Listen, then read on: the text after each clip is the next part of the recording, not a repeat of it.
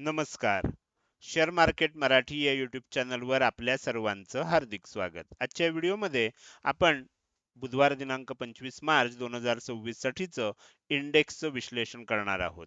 मात्र या विश्लेषणाला सुरुवात करण्यापूर्वी मला तुम्हाला शेअर मार्केट मराठीच्या ॲप विषयी थोडक्यात माहिती सांगायची आहे. शेअर मार्केट मराठीचं ॲप आता Android आणि iOS अशा दोन्हीही प्लॅटफॉर्मवर उपलब्ध आहे. हे ॲप तुम्ही तुमच्या मोबाईलमध्ये डाउनलोड करून इन्स्टॉल केलंय का?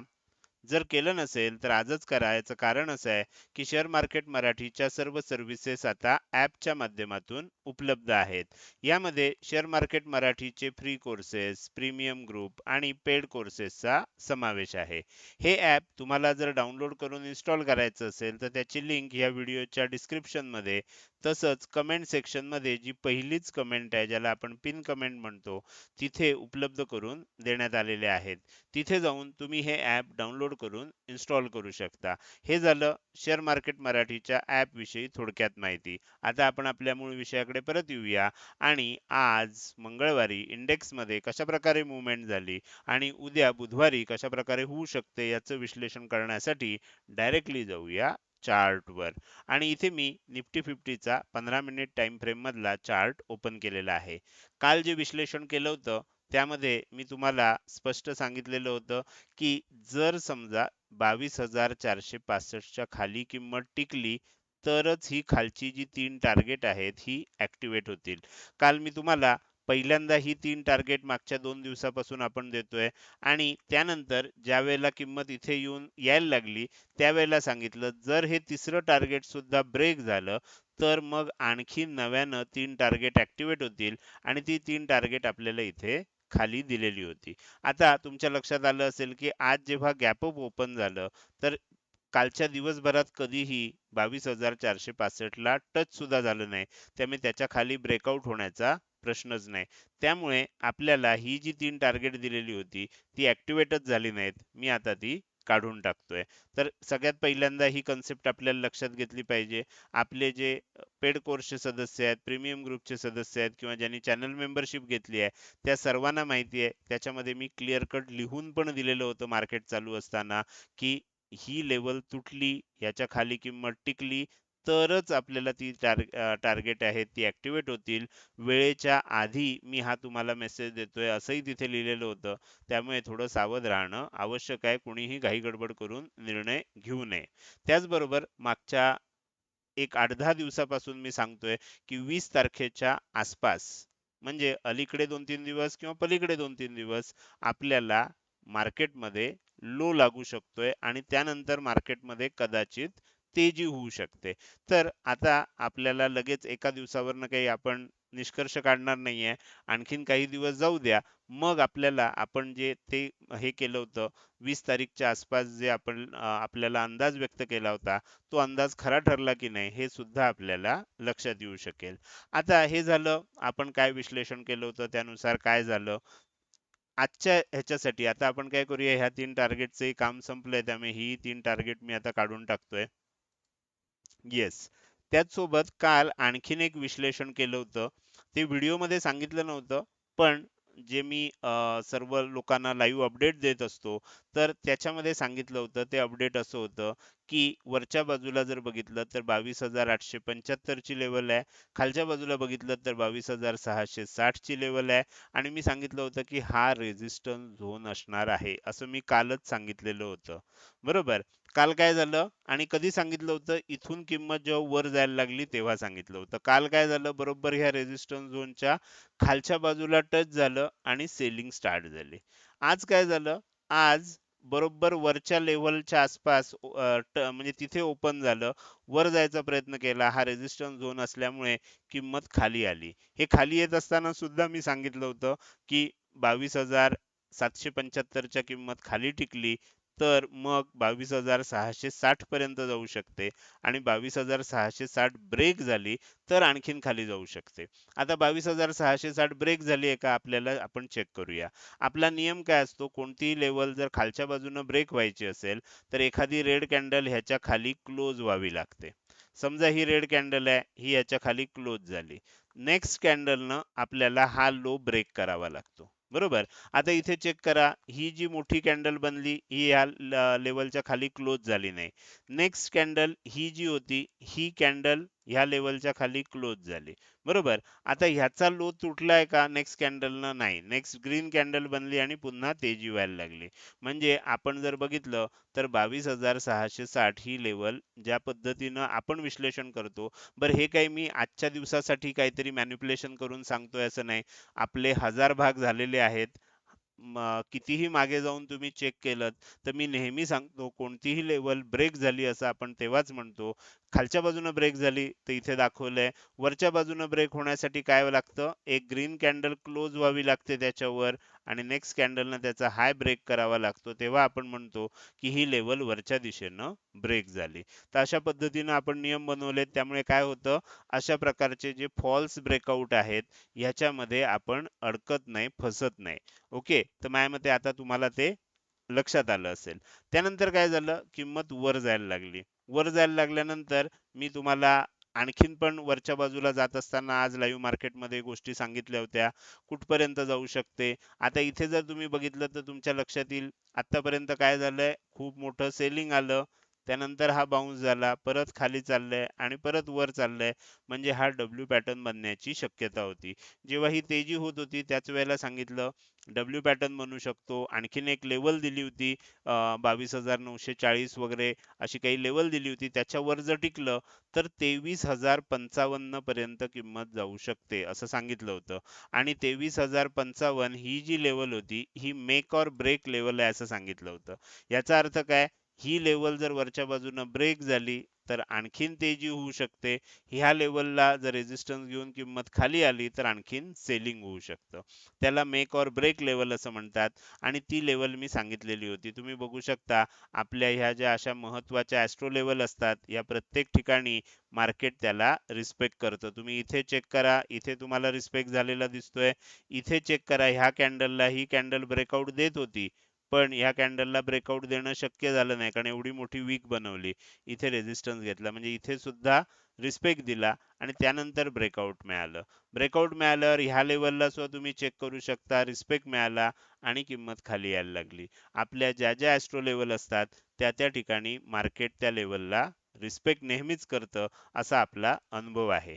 आता हे झालं आज दिवसभरात काय झालं. आज दिवसभरात ह्या सर्व गोष्टी सांगितल्या होत्या. त्या पद्धतीनं झालं. इथून खाली येताना सुद्धा मी टार्गेट सांगितली होती. त्या पद्धतीनं खालच्या बाजूला येताना आपल्याला मूव्हमेंट बघायला मिळाली. आता हे झालं आज दिवसभरामध्ये काय झालं. उद्या काय होऊ शकतं? तर आता काय आहे सध्या मार्केटमध्ये खूप व्हॉलॅटिलिटी आहे. तुम्ही इथे बघू शकता. व्हॉलॅटिलिटी कशाला म्हणायची? इथे गॅप अप ओपन झालं होतं. सेलिंग आलं. सेलिंग आलंय म्हणून कोणी सेल करायला गेलं. गॅप अप ओपन झालंय म्हणून कोणी बाय करायला गेलं असेल तर सेलिंग आलं. सेलिंग आलं म्हणून आणि शॉर्ट करायला कोणी गेलं असेल तर तेजी झाली. तेजी होतीये म्हणून कोणी बाय करायला गेलं असेल तर पुन्हा सेलिंग झालं. याला व्हॉलॅटिलिटी असं म्हणतात. आणि आता काय झालंय व्हॉलॅटिलिटी असल्यामुळे मी तुम्हाला दोन्ही बाजूला छोटे छोटे टार्गेट सांगतोय. आता खालच्या बाजूचा जर विचार केला तर दिसताना ही कॅन्डल वर गेलेली दिसते. प्रत्यक्षात क्लोजिंग जे आहे ते 22,912च्या आसपास आलेलं आहे. 22,912च्या आसपास म्हणजे इथे कुठेतरी क्लोजिंग आलेलं आहे. आता जर समजा उद्या खाली जाणार असेल तर खालच्या बाजूला आपल्याला सपोर्ट झोन कुठे आहे? तर आपण इथे बघू शकतो की साधारणपणे 22,880 पासून खाली गेलं तर 22,800 पर्यंत.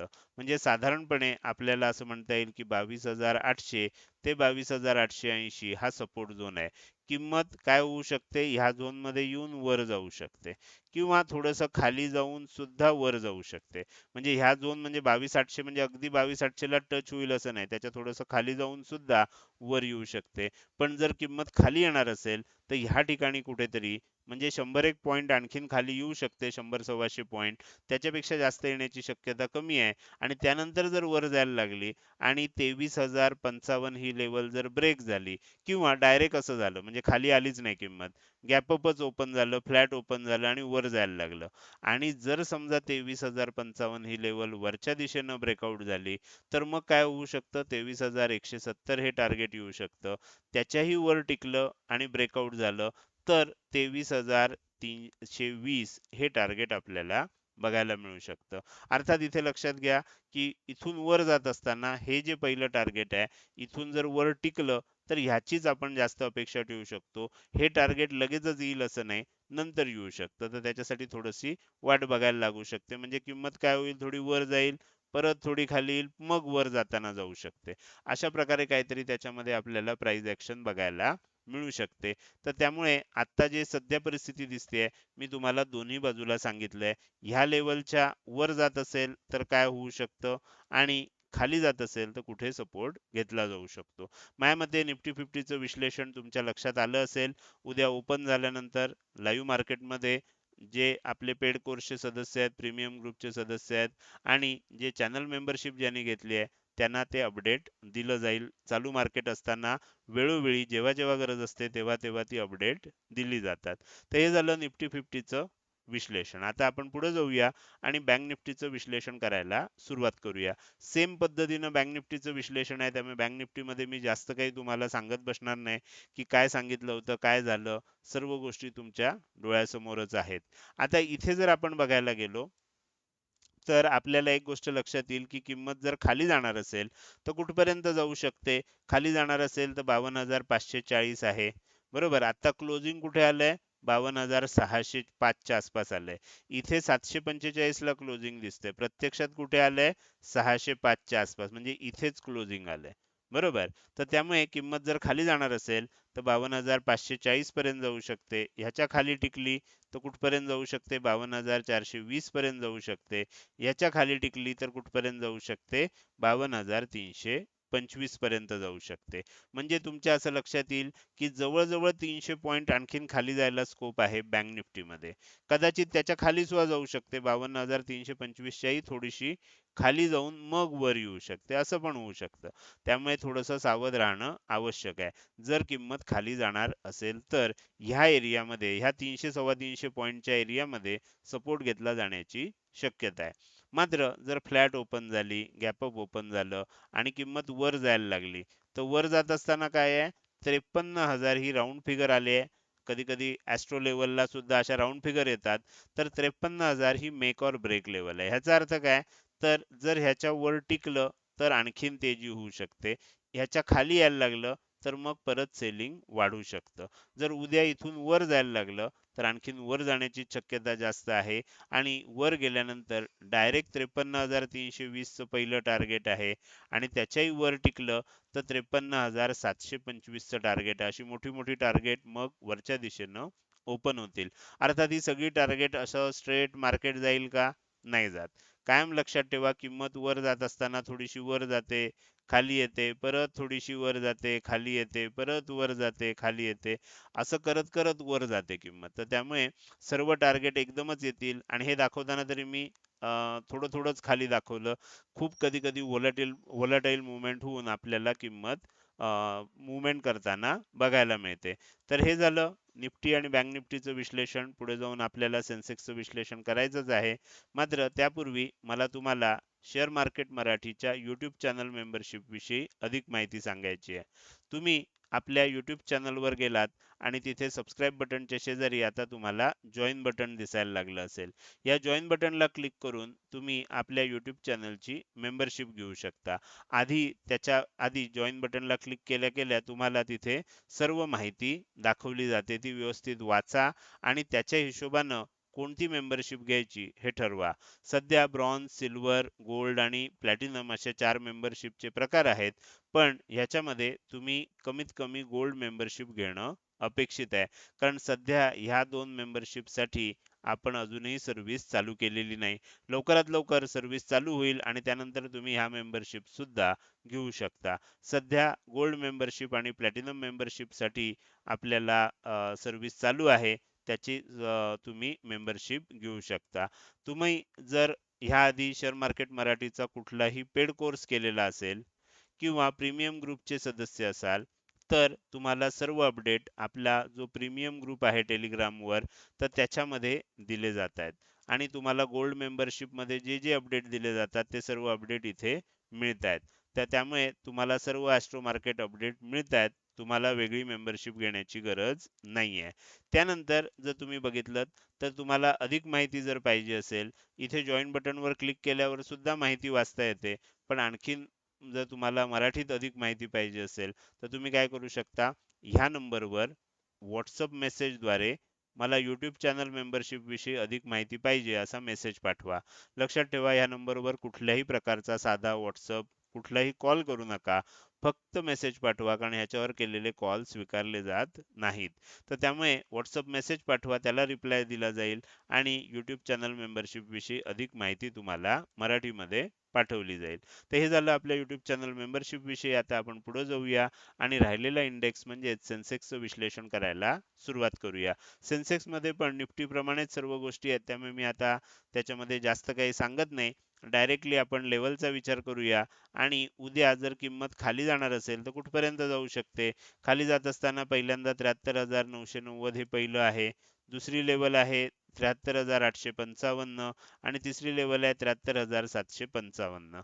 म्हणजे अशा प्रकारे आपल्या लक्षात येईल की जिथे किंमत क्लोज झालेली आहे 74,068 च्या आसपास क्लोज झालेली आहे, साधारण 300 सव्वा 300 पॉइंट आणखीन खाली जाण्याची शक्यता आहे.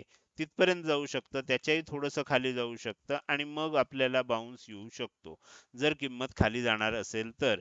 पण किंमत जर खालीच जाणार नसेल, 74,068 च्या आसपास आपल्याला क्लोजिंग आलंय, म्हणजे इथे कुठेतरी क्लोजिंग आलंय.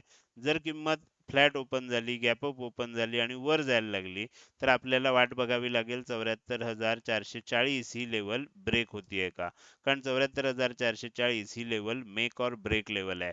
ती तुम्हाला इथे लक्षात येईल की इथेही त्या लेवलच्या आसपास आल्यावरच किंमत आपल्याला इथे सेलिंग बघायला मिळालं.